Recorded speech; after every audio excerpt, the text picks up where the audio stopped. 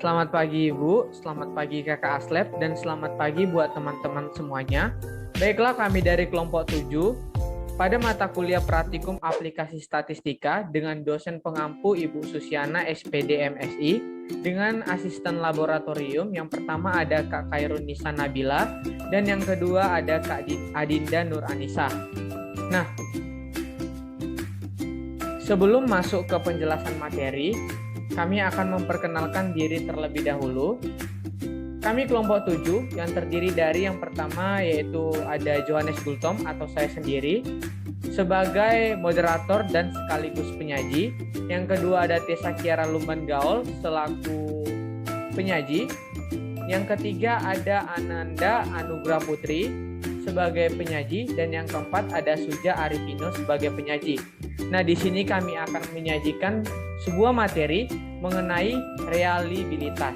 Nah, untuk yang pertama kami akan membahas teori reliabilitas yang akan dibahas oleh Suja Arifino. Kepada Suja, saya persilahkan. Baik, terima kasih saudara moderator, saudara Johannes. Nah, di sini saya akan menjelaskan tentang teori reliabilitas. Nah, di sini reliabilitas itu menunjuk pada satu pengertian bahwa suatu instrumen cukup dapat dipercaya untuk digunakan sebagai alat pengumpul data karena instrumen tersebut sudah baik.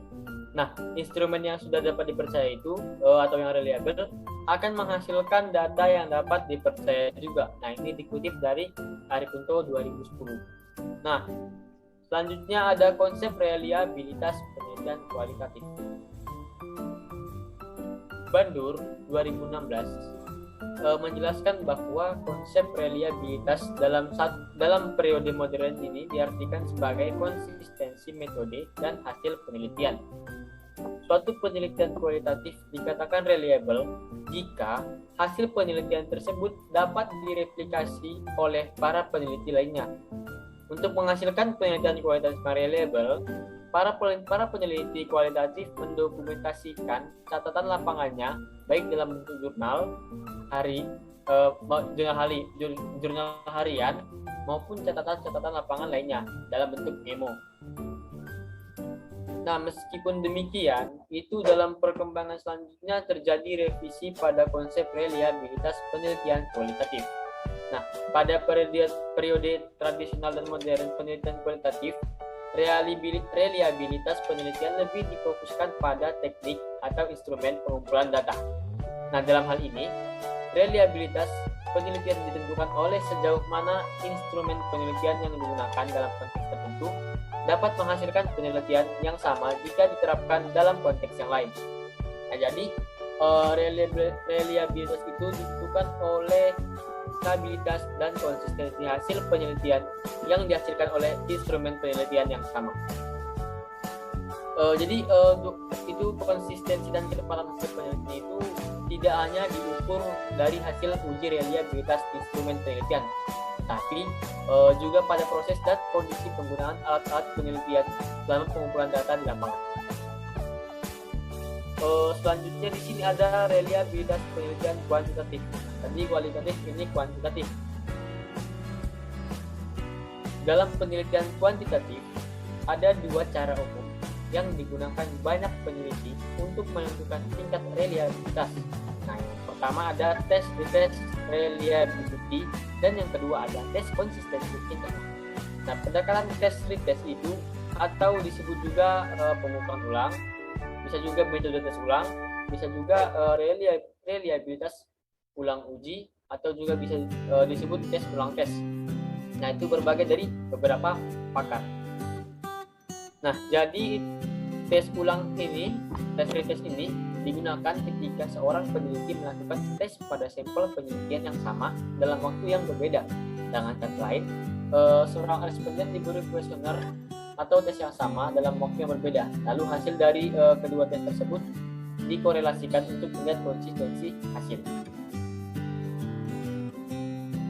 Sementara itu, tes konsistensi tes konsistensi internal yang paling tepat dipakai adalah Alpha-Scott-Beck atau disebut juga dengan alpha coefficient.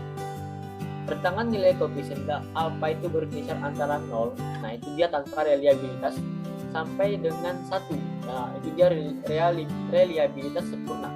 Nah, para ahli ada Manning dan Monroe, Gregory dan Nelly itu menentukan nilai koefisien alpha sebagai berikut. Nah, yang pertama di sini ada Rx besar dari 0,90 kecil sama dengan 1, itu interpretasi sangat tinggi. Nah, yang kedua untuk R besar dari 0,70 kecil sama dengan 0,90 itu interpretasi tinggi.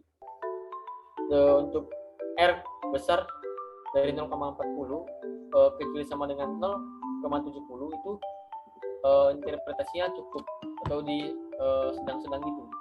Kalau dia R besar dari 0,20 kecil sama dengan 0,40 itu rendah. Terus yang terakhir untuk R besar dari 0 kurang dari sama dengan 0,20 itu sangat rendah, sangat minim. Nah, di sini diberikan dasar pengambilan keputusan dalam uji reliabilitas. Dalam buku Wiratna Sujarmuni tahun 2014 menjelaskan bahwa uji reliabilitas dapat dilakukan secara bersama-sama terhadap seluruh butir atau item pertanyaan dalam angket kuesioner penelitian. Nah, adapun dasar pengambilan keputusannya itu adalah sebagai berikut. Yang pertama, jika nilai crossback alpha besar dari 0,60, maka kuesioner atau angket itu dinyatakan reliable atau konsisten. Nah, yang kedua, jika nilai crossback alpha kecil 0,60, maka kuesioner atau angket dinyatakan tidak reliable atau tidak konsisten. Nah, baik, mungkin cukup sekian yang bisa saya sampaikan. Saya kembalikan kepada moderator. Terima kasih. Baiklah, terima kasih kepada Saudara Sujarifino atas penyampaiannya mengenai teori dari reliabilitas itu sendiri. Nah, kita sudah memahami beberapa teori yang telah disampaikan oleh presenter sebelumnya. Nah, kita akan masuk ke contoh soal dengan menggunakan aplikasi SPSS. Nah, di sini kita diberikan data skor siswa dengan total item soal itu sebanyak 10 soal. Kita dapat lihat di layar dengan beberapa skor-skor siswa. Nah, di sini kita akan melakukan yang namanya uji reliabilitas dengan menggunakan SPSS. Nah, kita bisa langsung aja ke SPSS. Baiklah teman-teman, di sini saya sudah membuka aplikasi SPSS dan kita akan melakukan uji reliabilitas pada contoh soal yang telah ditunjukkan pada sebelumnya. Nah, teman-teman, perlu kita ketahui bahwa di sini kita dapat mengklik data view atau variable view. Nah, untuk langkah awal kita akan mengklik variable view pada halaman kerja. Nah, di sini kita lihat halaman kerja dari variable view akan terlihat, yaitu ada name, type, ada decimal, ada value, ada missing column, ada align, measure, dan lain sebagainya. Nah, kita dapat memasukkan data ke data editor dengan mendefinisikan variabel terlebih dahulu pada variable view. Tadi kita memiliki variabelnya, yaitu ada soal 1, ada soal 2, ada soal 3, ada soal 4, ada soal 5, ada soal 6, ada soal 7, ada soal 8, ada soal 9, dan ada soal 10. Dan terakhir ada yang namanya total, ada total. Nah, teman-teman, untuk type-nya kita pilih semuanya numerik karena kita akan menguji dalam bentuk angka. Selanjutnya untuk desimal kita buat 0, kita tekan 0. Karena data yang kita akan input itu tidak ada yang koma atau yang berbentuk desimal seperti 0,25 atau seberapa bagi beberapa.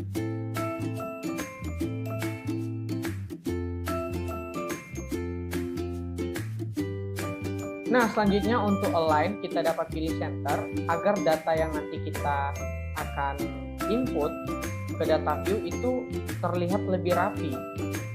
Kita buat center.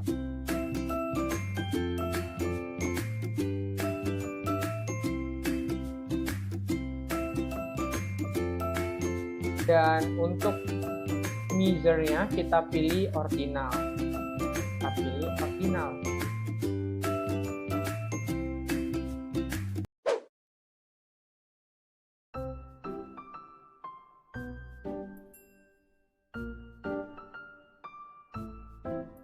Nah, setelah teman-teman mendefinisikan semua variabel ke variabel view, kita dapat mengklik data view. Nah, di sini akan terlihat variabel-variabel yang telah kita definisikan tadi. Nah, selanjutnya kita akan menginput data-data dari soal tadi, soal pada contoh tadi. Nah, kita dapat lihat untuk soal pertama itu ada 4,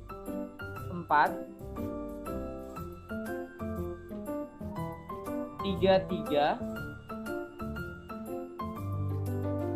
3, 4, 2, 2, 2, 3. Untuk soal 2 ada datanya yaitu 4, 3, 4, 4, 4, 3, 3, 2, 3, 3. Maaf salah. 4, 4, 3, 4, 4, 4, 3, 3, 2, 3, 2, 3, 3. Nah, selanjutnya untuk soal 3 ada 4, 3, 4, 4, 4, 3, 4, 4, 4, 3, 4, 3, 4, 3, 4, 3, 3, 3. Untuk soal 4 ada 3, 3, 4, 4, 3, 3, 4, 4, 3, 3, 4, 3, 3, 3, 4, 3, dan 2, 2. Selanjutnya untuk soal 5 ada 4, 4, 3, 3, 4, 4, 4, 4, 4, 3, 3, 4, 4, 3, 3, 3. Untuk soal 6 ada 3, 3, 4, 4, 3, 2, 2, 3, 3, 4. Untuk soal 7 ada 4, 4, 3, 3, 4, 4, 3, 3, 4, 3, 2, 2, 4, 3, 2, 2, 3, 3. Untuk soal 8 4, 3, 4, 3, maaf. Soal 8 4, 3, 3, 4, 4, 3, 3, 4, 4, 4, 3, 2, 4, 4, 3, 2, 3, 2, 3, 4, 3, 4. Untuk soal 9 yaitu 4, 3, 3, 3, 4, 3, 3, 3, 4, 2, 2, 3, 4, 2, 2, 3, 2, 3. Selanjutnya untuk soal 10 4, 4, 3, 4, 3, 3, 3, 3, 3, 3, 2, 3, 3. Nah, kita akan input totalnya atau jumlah dari soal 1 hingga soal 10 skornya. Yaitu ada 38, 34, 35, 36, 35, 31, 29, 25, 27, 31. Nah, di sini kita sudah menginput seluruh data pada data view. Selanjutnya kita dapat klik menu analyze lalu kita pilih scale, lalu kita pilih reliability analysis karena kita akan melakukan yang namanya uji reliabilitas dari item soal yang kita punya.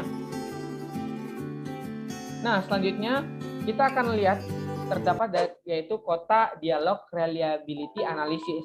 Nah, kita dapat pindahkan seluruh data ke kolom items dengan menggunakan tanda panah.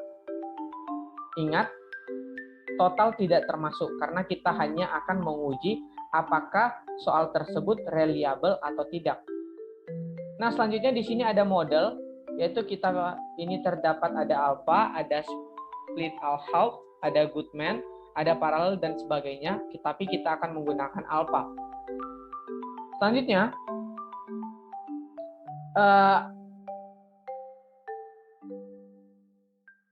agar output menampilkan korelasi item skor total atau validitas, kita dapat mengklik statistik, lalu kita akan beri checklist pada option scale, item delete.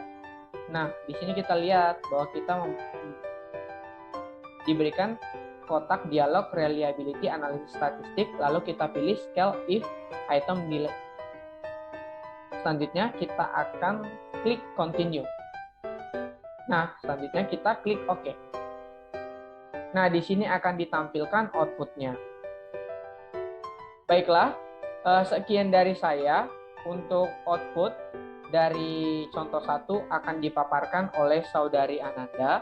Kepada Saudari Ananda, saya persilahkan.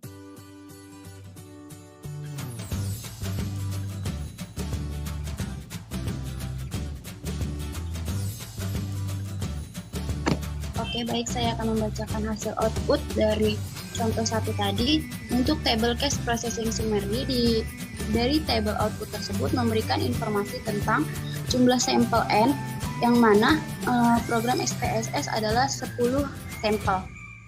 Nah, karena tidak ada data yang non-valid, maka dapat dikatakan data tersebut 100% valid. Nah, SPSS juga memberikan hasil uji reliabilitas dengan menggunakan count base alpha senilai 0,813 dengan N10, maka didapat R table sama dengan 0,632. Dari hasil output didapat ke 10 item soal reliable. Dengan catatan, nilai reliabilitas dikelompokkan oleh table reliability statistik. Nah, sedangkan validitas item ditunjukkan oleh table item total statistik dan kolom koreksi. Demikian dari saya kembalikan ke moderator.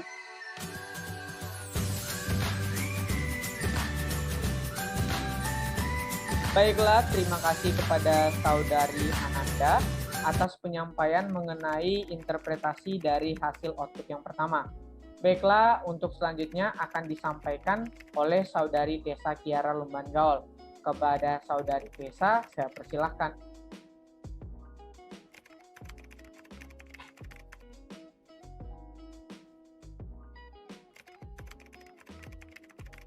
Baik, terima kasih kepada moderator. Di sini saya akan melanjutkan contoh kedua. Nah, perlu diketahui bahwasanya contoh kedua ini saya mengambil data yang cukup besar, yaitu sebanyak 30 responden. Maka dari itu saya sudah menginputnya duluan di dalam SPSS supaya lebih mudah. Dan perlu diketahui juga ini adalah data dari penelitian kualitatif, di mana di sini menggunakan kuesioner, 1 menyatakan sangat tidak setuju, 2 menyatakan tidak setuju, 3 menyatakan ragu-ragu, dan 4 menyatakan setuju. Di sini P1 di sini melambangkan bahwasanya pernyataan 1, sedangkan 1 sampai 30 menyatakan jumlah responden yang diambil. Dan ini adalah kolom total.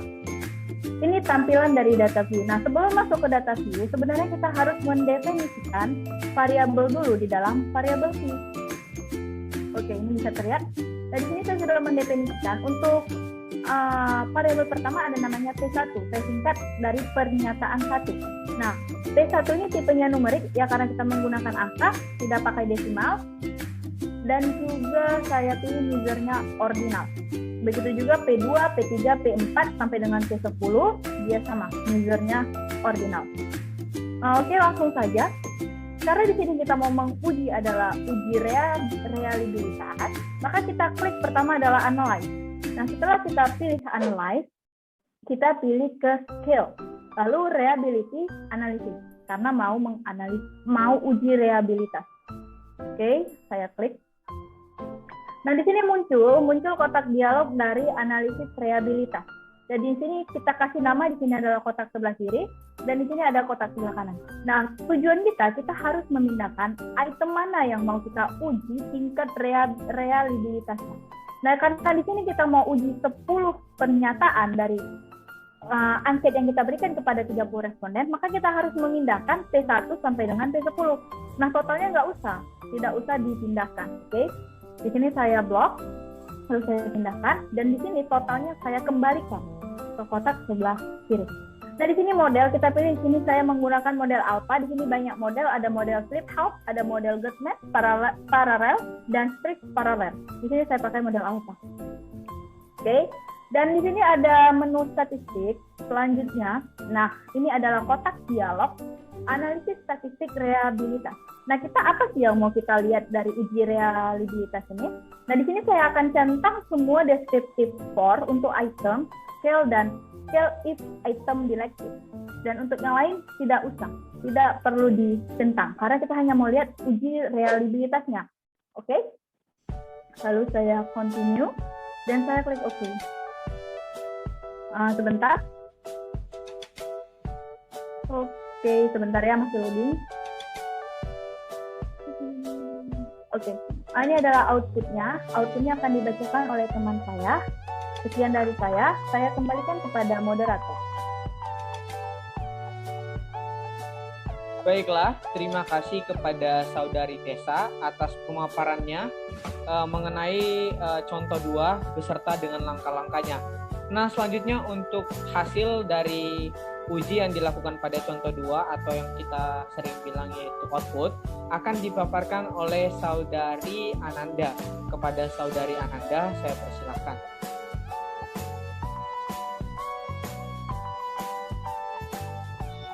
Baik, terima kasih kepada saudara moderator yang telah memberikan waktunya untuk saya mempresentasikan hasil output dari contoh yang kedua.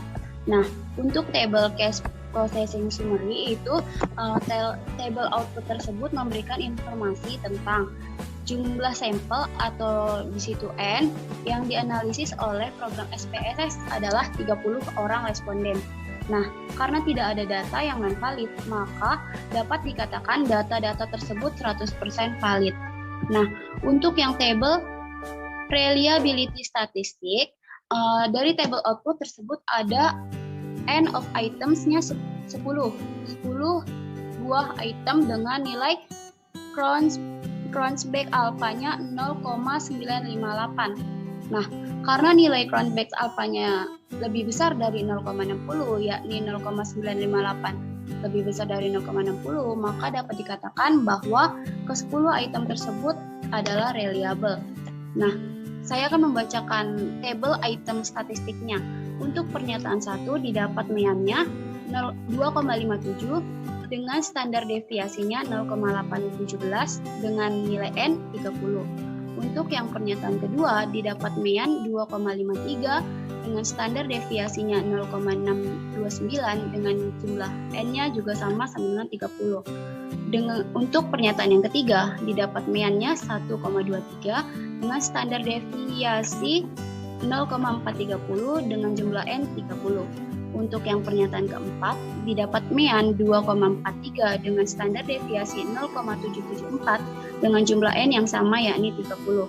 Nah, untuk pernyataan yang kelima didapat mean 2,00 dengan standar deviasi 1,174 dengan jumlah N yang sama yakni 30. Selanjutnya untuk yang pernyataan keenam didapat mean sebesar 2,33 dengan standar deviasi 0,711 dengan jumlah N yang sama yakni 30. Nah, untuk pernyataan yang ketujuh juga didapat mean 1,27 dengan standar deviasi 0,45 dengan nilai N 30. Untuk pernyataan yang ke-8 didapat mean 3,07 dan standar deviasi 0,583 dengan nilai N 30. Untuk yang pernyataan ke-9 didapat NEAN 1,37 dengan standar deviasi 0,615 dengan jumlah N sama dengan 30. Pernyataan yang ke-10 didapat NEAN 1,23 dengan standar deviasi 0,430 dengan jumlah N yang sama yakni 30. Nah,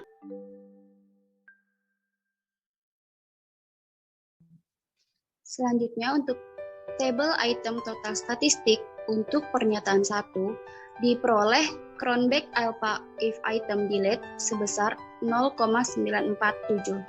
Untuk pernyataan yang kedua diperoleh Cronbach alpha if item delete sebesar 0,952. Untuk yang pernyataan 3 diperoleh 0,954. Untuk yang pernyataan keempat diperoleh 0,947.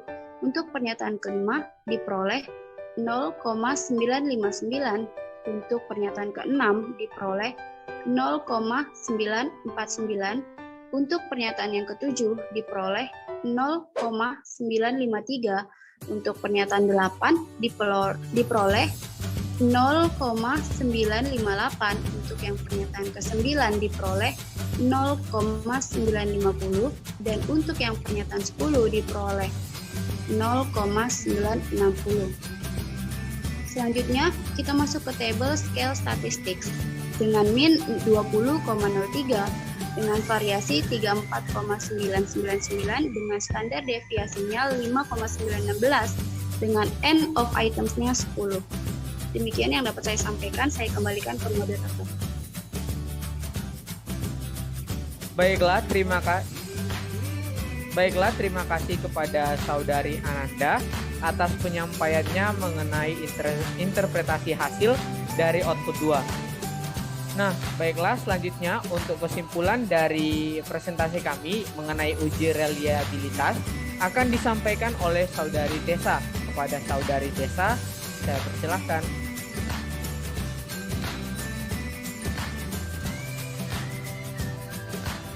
Baik, terima kasih kepada moderator. Di sini saya akan menyampaikan kesimpulan dari materi kita.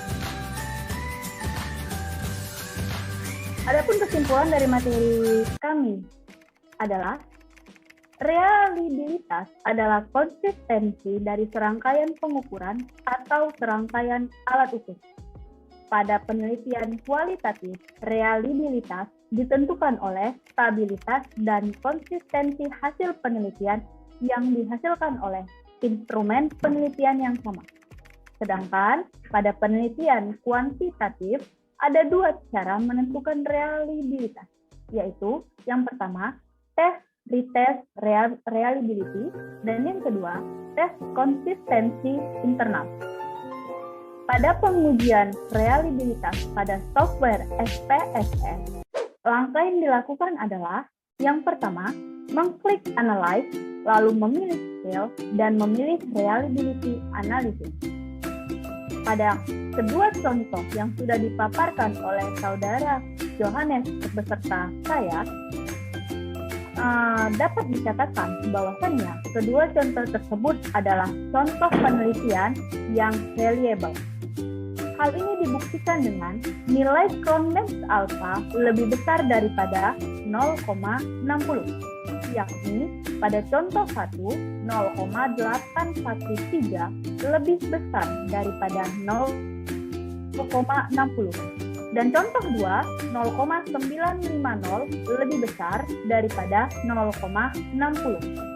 Dengan kata lain, pengambilan keputusan dapat dilakukan dengan melihat nilai Cronbach alpha lebih besar dari 0,60, maka dapat dikatakan instrumen penelitian tersebut reliable.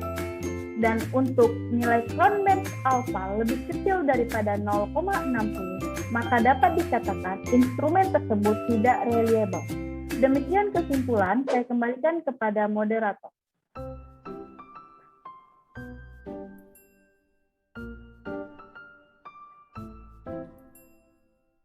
Baiklah, terima kasih kepada Saudari Tessa atas penyampaiannya mengenai kesimpulan pada presentasi hari ini. Karena kesimpulan sudah dibacakan, maka berakhirlah presentasi dari kami mengenai uji reliabilitas. Semoga apa yang kami sampaikan dapat bermanfaat bagi teman-teman semua dan dapat menjadi pedoman bagi teman-teman sekalian. Baiklah, cukup sekian dari kami. Jika ada kesalahan kata, mohon dimaafkan. Akhir kata kami ucapkan terima kasih. Selamat pagi.